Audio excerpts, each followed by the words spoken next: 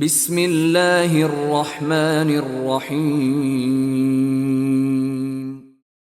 ابو ایوانہ نے بیان کیا، ان سے حسین نے، ان سے عمر بن میمون نے بیان کیا کہ میں نے حضرت عمر بن خطاب رضی اللہ عنہ کو زخمی ہونے سے چند دن پہلے مدینے میں دیکھا کہ وہ حذیفہ بن یمان اور عثمان بن حنیف رضی اللہ عنہ کے ساتھ کھڑے تھے اور ان سے یہ فرما رہے تھے کہ عراق کی اراضی کے لیے جس کا انتظام خلافت کی جانب سے ان کے سپرد کیا گیا تھا، تم لوگوں نے کیا کیا ہے؟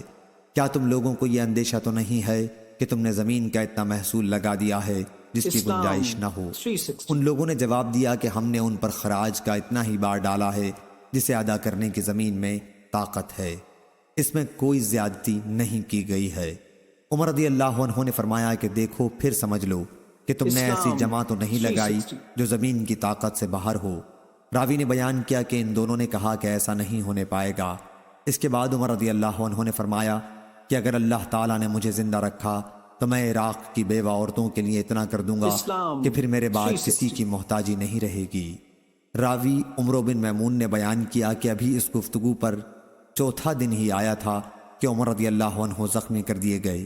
عمر بن میمون نے بیان کیا کہ جس صبح کو آپ زخمی کیے گئے میں فجر کی نماز کے انتظار میں صف کے اندر کھڑا تھا اور میرے اور ان کے درمیان عبداللہ بن عباس رضی اللہ عنہما کے سوا اور کوئی نہ تھا۔ حضرت عمر کی عادت تھی کہ جب صف سے گزرتے تو فرماتے جاتے کہ صفیں سیدھی کر لو، اور جب دیکھتے کہ صفوں میں کوئی خلل نہیں رہ گیا ہے تب آگے مصلی پر بڑھتے اور تکبیر کہتے۔ آپ فجر کی نماز کی پہلی رکعت میں عموماً سورہ یوسف یا سورہ نحل یا اتنی ہی طویل کوئی سورت پڑھتے یہاں تک کہ لوگ جمع ہو جاتے۔ اس دن ابھی آپ نے تکبیر ہی کہی تھی کہ میں نے سنا کہ مجھے قتل کر دیا یا کتے نے کاٹ دیا۔ ابو لؤلؤ نے آپ کو زخمی کر دیا تھا۔ اس کے بعد وہ بدبخت اپنا دو دھاری خنجر لیے دوڑنے لگا اور دائیں اور بائیں جدھر بھی پھرتا تو لوگوں کو زخمی کرتا جاتا۔ اس طرح اس نے 13 آدمیوں کو زخمی کر دیا جن میں سے 7 حضرات نے شہادت پائی۔ مسلمانوں میں سے ایک صاحب حیطان نامی نے یہ صورتحال دیکھی تو انہوں نے اس پر اپنی چادر ڈال دی۔ اس بدبخت کو جب یقین ہو گیا کہ اب پکڑ لیا جائے گا تو اس نے خود اپنا بھی گلا کاٹ لیا۔ پھر عمر رضی اللہ عنہ نے عبد الرحمن بن عوف رضی اللہ عنہ کا ہاتھ پکڑ کر انہیں آگے بڑھا دیا۔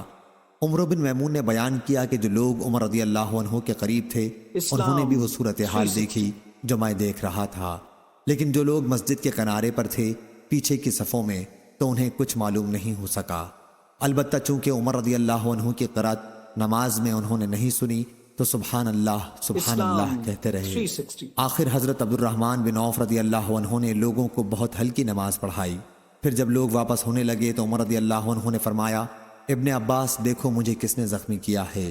ابن عباس رضی اللہ عنہ نے تھوڑی دیر گھوم پھر کر دیکھا اور آ کر فرمایا کہ مغیرہ رضی اللہ عنہ کے غلام ابو لؤلؤ نے آپ کو زخمی کیا ہے۔ عمر رضی اللہ عنہ نے دریافت فرمایا وہی جو کاریگر ہے؟ جواب دیا کہ جی ہاں۔ اس پر عمر رضی اللہ عنہ نے فرمایا خدا اسے برباد کرے، میں نے تو اسے اچھی بات کہی تھی جس کا اس نے یہ بدلہ دیا۔ اللہ تعالیٰ کا شکر ہے کہ اس نے میری موت کسی ایسے شخص کے ہاتھوں نہیں مقدر کی جو اسلام کا مدعی ہو۔ تم اور تمہارے والد عباس رضی اللہ عنہ اس کے بہت ہی خواہش مند تھے کہ اعجمی غلام مدینے میں زیادہ سے زیادہ لائے جائیں، یوں بھی ان کے پاس غلام بہت تھے۔ اس پر ابن عباس رضی اللہ عنہ نے عرض کیا اگر آپ فرمائیں تو ہم بھی کر گزریں۔ مقصد یہ تھا کہ اگر آپ چاہیں تو ہم مدینے میں مقیم اعجمی غلاموں کو قتل کر ڈالیں۔ عمر رضی اللہ عنہ نے فرمایا یہ انتہائی غلط فکر ہے، خصوصاً جب کہ تمہاری زبان میں وہ گفتگو کرتے ہیں، تمہارے قبلے کی طرف رخ کر کے نماز ادا کرتے ہیں اور تمہاری طرح حج کرتے ہیں۔ پھر حضرت عمر رضی اللہ عنہ کو ان کے گھر اٹھا کر لایا گیا اور ہم آپ کے ساتھ ساتھ آئے۔ ایسا معلوم ہوتا تھا جیسے لوگوں پر کبھی اس سے پہلے اتنی بڑی مصیبت آئی ہی نہیں تھی۔ بعض تو یہ کہتے تھے کہ کچھ نہیں ہوگا، اچھے ہو جائیں گے، اور بعض کہتے تھے کہ آپ کی زندگی خطرے میں ہے۔ اس کے بعد کھجور کا پانی لایا گیا اور آپ نے اسے پیا تو وہ آپ کے پیٹ سے باہر نکل آیا۔ پھر دودھ لایا گیا، اسے بھی جوں ہی آپ نے پیا زخم کے راستے وہ بھی باہر نکل آیا۔ اب لوگوں کو یقین ہو گیا کہ آپ کی شہادت یقینی ہے۔ پھر ہم اندر آ گئے اور لوگ آپ کی تعریف بیان کرنے لگے۔ اتنے میں ایک نوجوان اندر آیا اور کہنے لگا یا امیر المومنین آپ کو خوشخبری ہو، اللہ تعالیٰ کی طرف سے آپ نے رسول اللہ صلی اللہ علیہ وسلم کی صحبت اٹھائی، ابتدا میں اسلام لانے کا شرف حاصل کیا جو آپ کو معلوم ہے، پھر آپ خلیفہ بنائے گئے اور آپ نے پورے انصاف سے حکومت کی، پھر شہادت پائی۔ عمر رضی اللہ عنہ نے فرمایا میں تو اس پر بھی خوش تھا کہ ان باتوں کی وجہ سے برابر نہ ثواب ہوتا اور نہ عذاب۔ جب وہ نوجوان جانے لگا تو اس کا تہبند ازار لٹک رہا تھا۔ عمر رضی اللہ عنہ نے فرمایا اس لڑکے کو میرے پاس واپس بلا لاؤ۔ جب وہ آئے تو آپ نے فرمایا میرے بھتیجے یہ اپنا کپڑا اوپر اٹھائے رکھو کہ اس سے تمہارا کپڑا بھی زیادہ دنوں چلے گا اور تمہارے رب سے تقوی کا باعث بھی ہے۔ اے عبداللہ بن عمر دیکھو مجھ پر کتنا قرض ہے۔ جب لوگوں نے آپ پر قرض کا شمار کیا تو تقریباً 86,000 نکلا۔ عمر رضی اللہ عنہ نے اس پر فرمایا کہ اگر یہ قرض آل عمر کے مال سے ادا ہو سکے تو انہی کے مال سے اس کو ادا کرنا، ورنہ پھر بنی عدی بن کعب سے کہنا۔ اگر ان کے مال کے بعد بھی ادائیگی نہ ہو سکے تو قریش سے کہنا، ان کے سوا کسی سے امداد نہ طلب کرنا اور میری طرف سے اس قرض کو ادا کر دینا۔ اچھا اب ام المومنین حضرت عائشہ رضی اللہ عنہا کے یہاں جاؤ اور ان سے عرض کرو کہ عمر نے آپ کی خدمت میں سلام عرض کیا ہے۔ امیر المومنین میرے نام کے ساتھ نہ کہنا کیونکہ اب میں مسلمانوں کا امیر نہیں رہا ہوں۔ تو ان سے عرض کرنا کہ عمر بن خطاب نے آپ سے اپنے دونوں ساتھیوں کے ساتھ دفن ہونے کی اجازت چاہی ہے۔ عبداللہ بن عمر رضی اللہ عنہ نے عائشہ رضی اللہ عنہا کی خدمت میں حاضر ہو کر سلام کیا اور اجازت لے کر اندر داخل ہوئے۔ دیکھا کہ آپ بیٹھی رو رہی ہیں، پھر کہا کہ عمر بن خطاب رضی اللہ عنہ نے آپ کو سلام کہا ہے اور اپنے دونوں ساتھیوں کے ساتھ دفن ہونے کی اجازت چاہی ہے۔ عائشہ رضی اللہ عنہا نے کہا میں نے اس جگہ کو اپنے لیے منتخب کر رکھا تھا لیکن آج میں انہیں اپنے پر ترجیح دوں گی۔ پھر جب ابن عمر رضی اللہ عنہ واپس آئے تو لوگوں نے بتایا کہ عبداللہ آ گئے، تو عمر رضی اللہ عنہ نے فرمایا کہ مجھے اٹھاؤ۔ ایک صاحب نے سہارا دے کر آپ کو اٹھایا۔ آپ نے دریافت کیا کیا خبر لائے؟ کہا کہ جو آپ کی تمنا تھی اے امیر المومنین۔ حضرت عمر رضی اللہ عنہ نے فرمایا الحمدللہ، اس سے اہم چیز اب میرے لیے کوئی نہیں رہ گئی تھی، لیکن جب میری وفات ہو چکے اور مجھے اٹھا کر دفن کے لیے لے چلو تو پھر میرا سلام ان سے کہنا اور عرض کرنا کہ عمر بن خطاب رضی اللہ عنہ نے آپ سے اجازت چاہی ہے۔ اگر وہ میرے لیے اجازت دے دیں تب تو وہاں دفن کرنا، اور اگر اجازت نہ دیں تو مسلمانوں کے قبرستان میں دفن کرنا۔ اس کے بعد ام المومنین حفصہ رضی اللہ عنہا آئیں، ان کے ساتھ کچھ دوسری خواتین بھی تھیں۔ جب ہم نے انہیں دیکھا تو ہم اٹھ گئے۔ آپ عمر رضی اللہ عنہ کے قریب آئیں اور وہاں تھوڑی دیر تک آنسو بہاتی رہیں۔ پھر جب مردوں نے اندر آنے کی اجازت چاہی تو وہ مکان کے اندرونی حصے میں چلی گئیں اور ہم نے ان کے رونے کی آواز سنی۔ پھر لوگوں نے عرض کیا امیر المومنین خلافت کے لیے کوئی وصیت کر دیجئے۔ فرمایا کہ خلافت کا میں ان حضرات سے زیادہ اور کسی کو مستحق نہیں پاتا کہ رسول اللہ صلی اللہ علیہ وسلم اپنی وفات تک جن سے راضی اور خوش تھے۔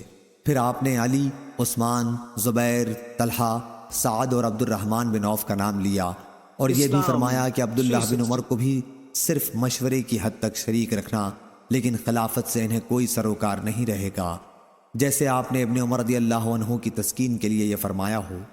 پھر اگر خلافت سعد کو مل جائے تو وہ اس کے اہل ہیں، اور اگر وہ نہ ہو سکیں تو جو شخص بھی خلیفہ ہو وہ اپنے زمانے خلافت میں ان کا تعاون حاصل کرتا رہے، کیونکہ میں نے ان کو کوفہ کی گورنری سے نااہلی یا کسی خیانت کی وجہ سے معزول نہیں کیا ہے۔ اور عمر رضی اللہ عنہ نے فرمایا میں اپنے بعد ہونے والے خلیفہ کو مہاجرین اولین کے بارے میں وصیت کرتا ہوں کہ وہ ان کے حقوق پہچانے اور ان کے احترام کو ملحوظ رکھے، اور میں اپنے بعد ہونے والے خلیفہ کو وصیت کرتا ہوں کہ وہ انصار کے ساتھ بہتر معاملہ کرے، جو دار الہجرت اور دار الایمان مدینہ منورہ میں رسول اللہ صلی اللہ علیہ وسلم کی تشریف آوری سے پہلے سے مقیم ہیں۔ خلیفہ کو چاہیے کہ وہ ان کے نیکوں کو نوازے اور ان کے بروں کو معاف کر دیا کرے، اور میں ہونے والے خلیفہ کو وصیت کرتا ہوں کہ شہری آبادی کے ساتھ بھی اچھا معاملہ رکھے، کہ یہ لوگ اسلام کی مدد، مال جمع کرنے کا ذریعہ اور اسلام کے دشمنوں کے لیے ایک مصیبت ہیں، اور یہ کہ ان سے وہی وصول کیا جائے جو ان کے پاس فاضل ہو اور ان کی خوشی سے لیا جائے۔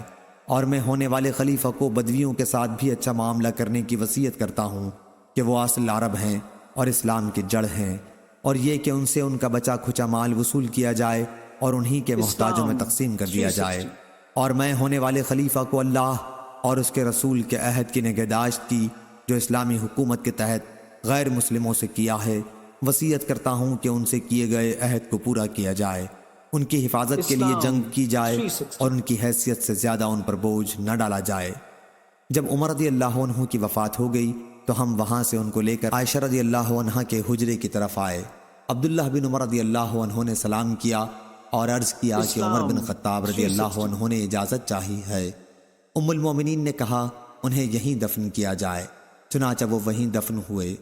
پھر جب لوگ دفن سے فارغ ہو چکے تو وہ جماعت جن کے نام عمر رضی اللہ عنہ نے وفات سے پہلے بتائے تھے جمع ہوئی۔ عبد الرحمن بن عوف نے کہا تمہیں اپنا معاملہ اپنے ہی میں سے 3 آدمیوں کے سپرد کر دینا چاہیے۔ اس پر زبیر رضی اللہ عنہ نے کہا کہ میں نے اپنا معاملہ علی رضی اللہ عنہ کے سپرد کیا۔ طلحہ رضی اللہ عنہ نے کہا کہ میں اپنا معاملہ عثمان رضی اللہ عنہ کے سپرد کرتا ہوں، اور سعد بن ابی وقاص رضی اللہ عنہ نے کہا میں نے اپنا معاملہ عبد الرحمن بن عوف رضی اللہ عنہ کے سپرد کیا۔ اس کے بعد عبد الرحمن بن عوف رضی اللہ عنہ نے عثمان اور علی رضی اللہ عنہما کو مخاطب کر کے کہا کہ آپ دونوں حضرات میں سے جو بھی خلافت سے اپنی برت ظاہر کرے ہم اسی کو خلافت دیں گے، اور اللہ اس کا نگران و نگہبان ہوگا، اور اسلام کے حقوق کی ذمہ داری اس پر لازم ہوگی۔ ہر شخص کو غور کرنا چاہیے کہ اس کے خیال میں کون افضل ہے۔ اس پر یہ دونوں حضرات خاموش ہو گئے تو عبد الرحمن بن عوف نے کہا کیا آپ حضرات اس انتخاب کی ذمہ داری مجھ پر ڈالتے ہیں؟ خدا کی قسم کہ میں آپ حضرات میں سے اسی کو منتخب کروں گا۔